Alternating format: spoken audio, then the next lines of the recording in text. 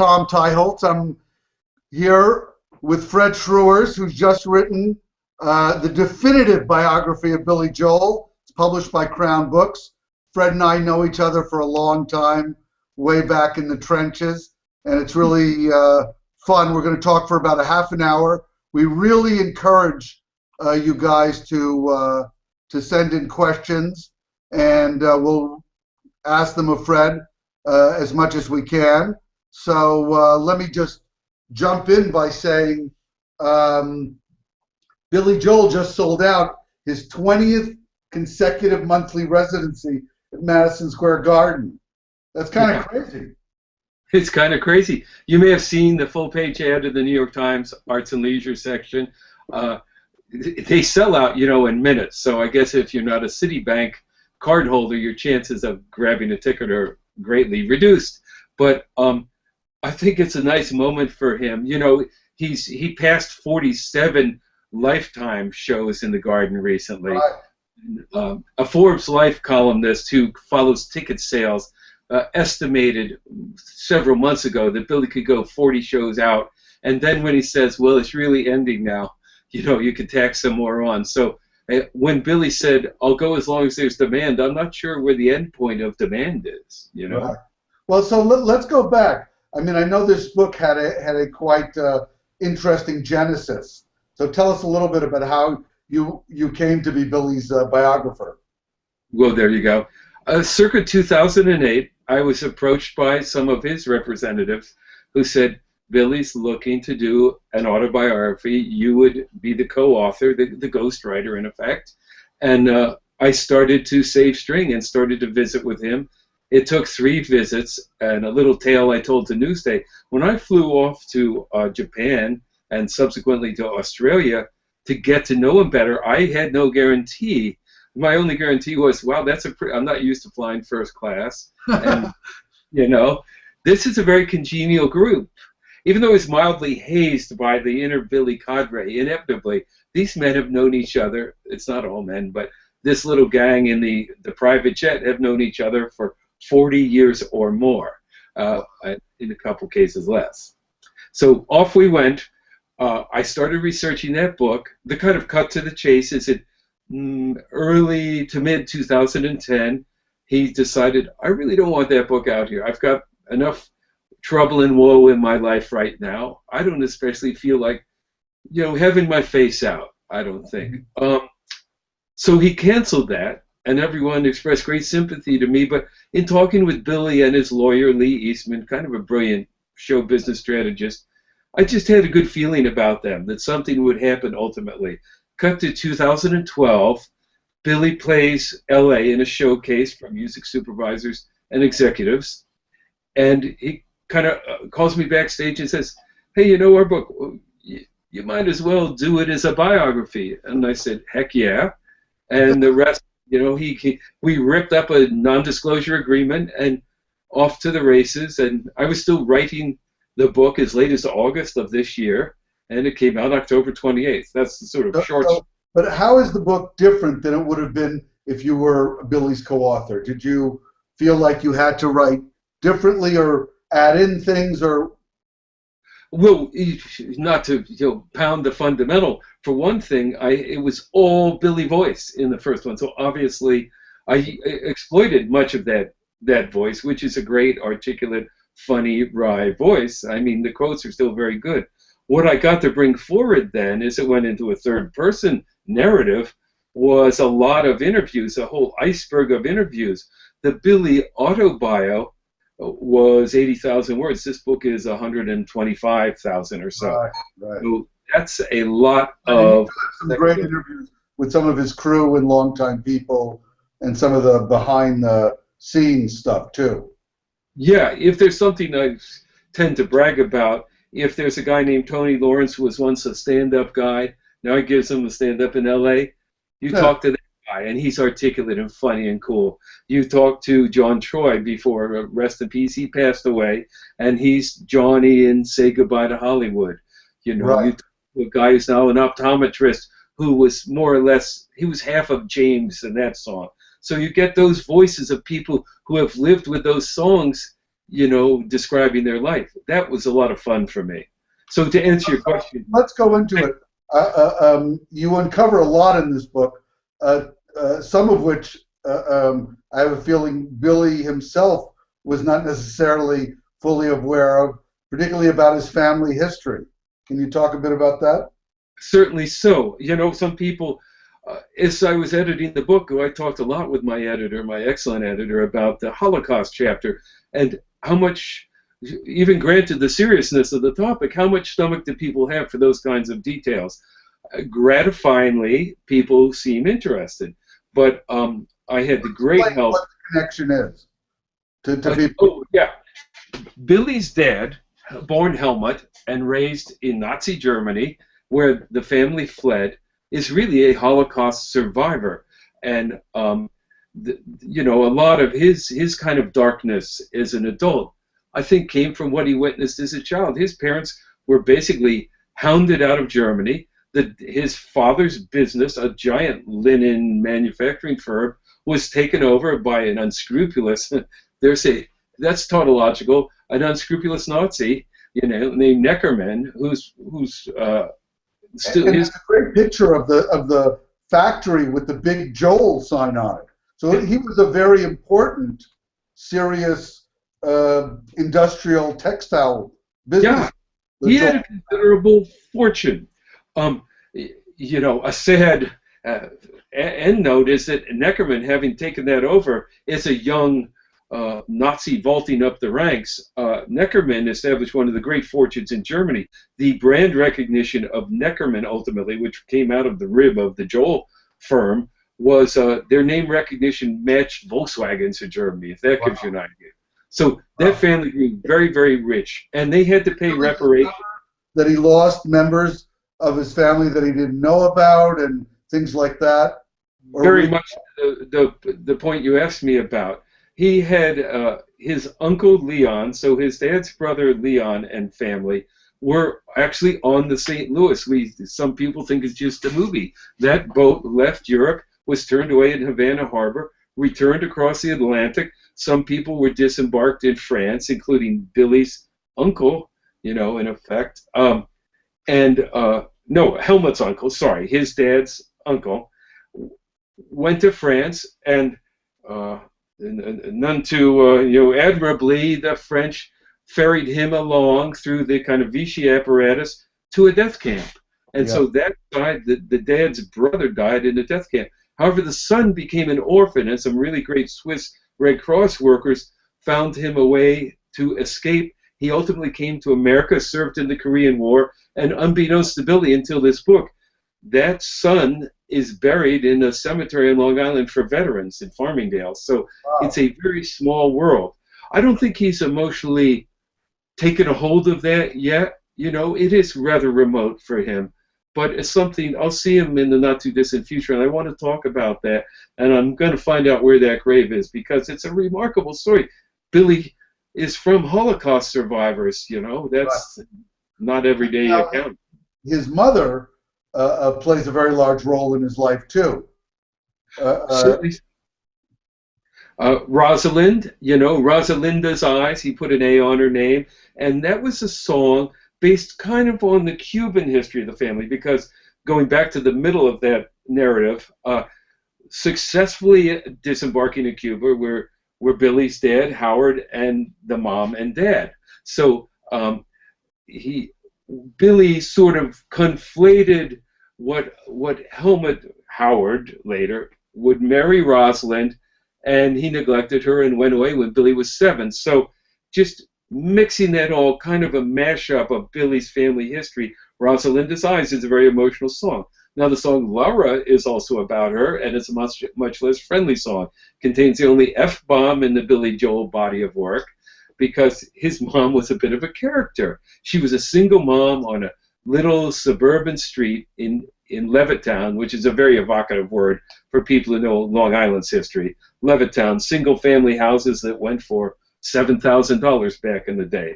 A very racially controlled mix in there, if you couldn't even call it a mix. So the mom was very important. She got him the piano lessons, however much he had to sort of fight his way down the block with his ton of books under his arm. She was absolutely crucial, as most moms are, to his, his emotional and career development. But that sort of love-hate and that cocoon of being a lonely child and his sort of that seems to play out. I mean, Billy Joel says his whole life is about women. Yeah. And the rest of Billy Joel's life, women are the inspiration for a lot of his work. And he has, as the book goes into, never really felt comfortable not having a woman in his life. No, he didn't. And remember, he grew up with his sister Judy, thus the song Why, Judy, Why? And I think it's not unfair to say they felt a little victimized by Roz's personality vagaries. I think if I don't know what would be in the psychiatric manual, but she suffered from real emotional problems. So he and Judy were a little cadre of two. I think he was about 7 and she was 4 when she was adopted by Rosalind, the mom, because Roz's sister had committed suicide in a terrible story, in her apartment in the city. And there were 2 children. The husband, Miriam's husband, that's Roz's sister. Once Roz died, the husband went off to the Midwest with the older child, but left behind was Judy. So that became Billy's sister. And they still have a nice, warm relationship to this day. Yeah. And Billy does seem to be on good terms with all the major women in his life. His first wife, Elizabeth, who was also his manager during a crucial period of his career. Christie comes off quite well in the book, I thought. Sure. And Katie Lee, his most recent wife, but not his most recent relationship. And so many of the songs are inspired by them. Did you have fun sort of tracking those connections down? Oh, most definitely. Again, the central role of women in his life is certainly reflected in the songbook, and and even Elle. Let's not neglect Elle Macpherson, who preceded Christie. It was a really rough life for a rock star in those days, huh? But so it goes, So he foresaw. I think along the way, some of the critics who didn't really see the depth in Billy's work probably, were responding to the accessibility of the melodies and the songwriting in that musical sense. But if you look, there's usually a little fishhook in even the upbeat songs. But so yeah, Elizabeth was, of course, She's Got Away. There are a dozen songs about Elizabeth, even her sister in Stop in Nebraska. There's a lot of really appreciate that New York State of mind, that there's a play on word on New York State and state of mind, that actually he was writing it about going to upstate New York. Very much. Returning from L.A., as he has said on more than one occasion, Ford to city, drop dead, the famous Daily News headline. Billy, in his New York loyalty, probably had enough of Los Angeles, and when he came back and got on the bus, take a Greyhound up the Hudson River line, and he's looking out at this beautiful landscape, but he's missing the city, and thus all those references. And he arrives, and Elizabeth is there, and he runs in, hugging a kiss. Did you set up a piano? Yes, there's a piano upstairs. And he wrote the song in 20 minutes is the estimate. So that was the real 20 minutes of his life. Say again, that? Best 20 minutes of his life. Oh yeah, it didn't do badly for him, did it? Yeah. No, I think he could still build a deck even if that song hadn't become a hit, right? He did okay with it. You reveal that Billy, his own life has had a lot of ups and downs. He had an early suicide attempt. Yeah. Go ahead. Well, there was the drinking the Old English scratch polish, and I've become a bore about this with my friends because everyone thinks it was lemon pledge, but in fact it was Old English scratch polish with more of a nuttier flavor, I would think. But that, and he always says how he farted and he polished his mom's furniture, with the old English scratch polish farts. But that was treated somewhat as a joke, but there's a real emotional residue from that. And then somebody, foolhardy somebody, gave him some Nembutols because he wasn't feeling too great. And that you might class it wasn't really an accidental overdose. It was another shot, rather a more serious one that's sort of been occluded by the furniture polish one. And Right. he ended up in an institution there, and they don't just let you out, So he gives a funny account. He looked like, a dissolute French king. He had the long hair, and he would Right. walk to the nurse's station, McMurtry style, and say, these people are nuts. I get that, but I'm fine. And they'd say, that's very good, Mr. Joe. Here's your meds, and go back to the dorm. So finally, he talks about hearing the clang as that door shut behind him and realizing, I'm still alive and I'm okay. Those people are not so okay, but I know not to feel sorry for myself henceforth, which he's kind of stuck with. And really, he's had that sort of both stoic attitude about it's my problem, I can deal with it, all along. I mean, you mentioned openly that he, enjoys his wine and sometimes realizes that he's been enjoying it a little too much and cuts back. And, at certain moments there were other drugs, but he is adamantly not interested in AA, a higher power, or confessional meetings. He's his own person. Yeah, Billy almost never goes for the okey doke, whether it's 12 steps, he's got a real liberal consciousness. He talks about resenting seeing a David Crosby poster, billboard, I got well, you can too. He just has never believed in the fixes from, external fixes. He's a very much I got this guy, very stoic, very sturdy-minded. He's been through some sadness and weathered it well. So, yeah, he's very careful. He has an awareness that, a couple glasses of wine is great with dinner, and beyond that maybe isn't so great. So he's very alert to his own demons and problems, and I think that caused him to. He's got a really healthy lifestyle now, I would say. He's in a very happy place. He's got a really nice new girlfriend, Alexis Roderick, who, she came into this relationship with her own values and her own money. For example, she's a little more conservative-minded than he is in strict political terms. She was a risk analyst of some sort for a major brokerage. She's very bright. She's very beautiful. It's a really great relationship, I'd say. Well, and again, you discuss in the book his relationships with Elton John that have been up and down, and the friendships he's developed with Bruce Springsteen, bonding over motorcycles.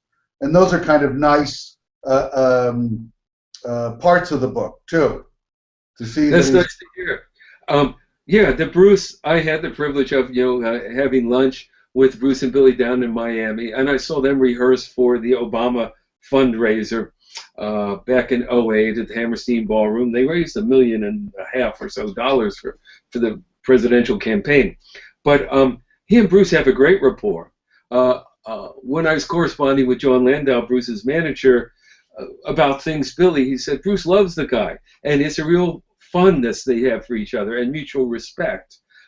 To sit at lunch with them, it was kind of a backgrounder off the record lunch, but there's a little bit of laughter about it came through the world of album sales, and they did very well out there when concept albums and just those twin bodies of work very much paced with each other. And you could really go down the rabbit hole of Chuck Klosterman's discussion of who the Bruce authenticity versus the Billy more superficial thing is kind of a hollow argument, but let's not go down that rabbit hole. But certainly the respect they have for each other really exhibits how Bruce feels about him, for sure. And everybody seems to talk about how Billy Joel hasn't written, any new songs since 1993. And, that's always sort of brought up. But I was thinking about it over the weekend, and it's not like there's a memorable Elton John song since 1993, or that, we're all humming Paul McCartney tunes that he's written since 1975, or new James Taylor songs. I mean, I think that's kind of a false kind of strike against him. Yeah, that's really a good point. And we kind of left the Elton thing hanging. They have they're great frenemies. And now, if a face-to-face tour, fourth edition happened, I wouldn't be in the least surprised. As long as Billy has the energy to keep touring, which he seems to have. Elton used to squabble with Rod Stewart. He'd call each other names. Squabble with Keith Richards. Yeah. So he and Billy are fine now, but it got a little bitter there in the clinches for a while. Elton's remarks in Rolling Stone about rehab and stuff, they came from an actual fondness and concern, but Billy wasn't open to that. But to your point, yeah, so you stopped writing songs in 1993 with a couple of exceptions. What's wrong with that body of work you had, Elton, when they do a face-to-face tour, Elton's not saying, I'd like to play you everything from my new album. You only have time to bang out, 10, 12. By the way, his tour is called All the Hits. Yeah, thank you. I mean... and Lionel Richie, too. But one of the things that's really interesting in the book is you get Billy to talk about how he actually writes songs, and how his way of writing songs in terms of the words and the music is different from almost any other sort of songwriter. Very much so. It's music first. He thinks of melodies. He thinks of shards. He thinks of rhythms. The rhythms were the ones that were most often reworked by either the band or Phil Ramone, who, of course, was his producer of record for a lot of years. But once he's got the melody, yes, if you look at his latter-day classical music writing, he can express himself pretty thoroughly with just the music. And he'll put a recital on the song, which always intrigues me. I thought, wow, he could write the words to that, He's like the Gershwins in one body, He really has that kind of a knack. But the marriage of the two seems to be painful for him somehow, or something he doesn't want to do. I think of how, Leonard Cohen about 10 years ago or 7 years ago developed this crippling fear that he was going to disappoint his audience. Yeah. And he decided he was going to retire, and then he discovered that he, was basically broke because he'd been ripped off by a manager, and he had to go back on tour. And he suddenly, once he was forced to do it, could do it. But I think Billy now got a sort of, it just seems too painful for him, at least from what you say in the book. Yeah. And it's funny, Cohen, I mean, what a master songwriter, and the incredible compression of language. I think he's almost unique among songwriters. Of course, all the great ones have their uniqueness, but Cohen wrote songs that fit his musical instrument. And the fact that was not so robust made the songs all the more beautiful in the delivery. So if you see him on stage, or you see a concert film, you go, this guy's a fantastic entertainer, because he's doing it in a kind of narrow tunnel. Right. Billy still has such musical chops. He can deliver the hell out of his songs. Who needs new ones? Who really? But also the thing that, I think if you've seen Billy in concert, particularly in the early days, is that he's a great mimic. He used to come out and do his Rocky imitation, and then he'd do this, and you get into that. Some of his albums, one was sort of specifically inspired by the Beatles. Yeah. That saying that they're not recording anymore. What would a Beatles song sound like now? And he did and what a Motown album, a doo-wop album. Yeah, or even just such a magpie, you know. He'll say to me in an interview, "Oh, I was just doing Robert Palmer. I was doing Sting. I was doing Steely Dan." You know, uh, uh, of course, Downeaster Alexa is very Gordon Lightfoot, who is a big influence on him. So Uh, he's such a crafty mimic. It almost undercut the individuality of some of those songs. But if you know, he never really wrote much of a Springsteen song. But if you hear him do "Born to Run," you go, "Wow, is that's so Bruce?" right. He's a great vocal mime. You know, he's got all those chops to do any of those. But I think, you come out of all that, and again, in the book, you sort of, that there actually is a Billy Joel sound that emerges, that's all his own. And particularly, now, I mean, I think one of the things of reading the book is that it really forced me to kind of have those lyrics play back through my head. And you realize, as you say, how crafty they are, how many switchbacks and, sort of turns there are in them that are much more complex than a 3-minute pop song or an imitation of anything. Yeah, and little internal rhymes and some subtle emotions. You know, it's either sadness or euphoria. If you look at Summer Highland Falls, you know, he's a guy who's read some poets. You don't call a song Summer Highland Falls unless you know a little bit of, name your favorite poet from Whitman to Retsky. Right. He's a fair guy. He's a big reader. And so there's great craft in those songs. I mean, that song's backed up with some incredible musical dexterity, too, as he explains very well in the book. Um, so, yeah, I think it's nice to see the world coming around to realizing just how good that songbook is. So going back to when the book was canceled, at the time he had sort of a trifecta of bad press. There were car accidents, and then he did the Oprah show where he really was battered. And that was kind of when around the time that he said, that. But it's amazing since then how much he's had this amazing. I mean, whether it's the concert at Shea Stadium, the 9/11 performance, the Sandy concert. At the Sandy concert, he came out and blew the room away. I mean, Absolutely. it reminded me of when Roy Orbison took the stage at Farm Aid, and no one had thought about him, and everyone, oh my God, that's Roy. When he played at Sandy, you just felt like this is the guy.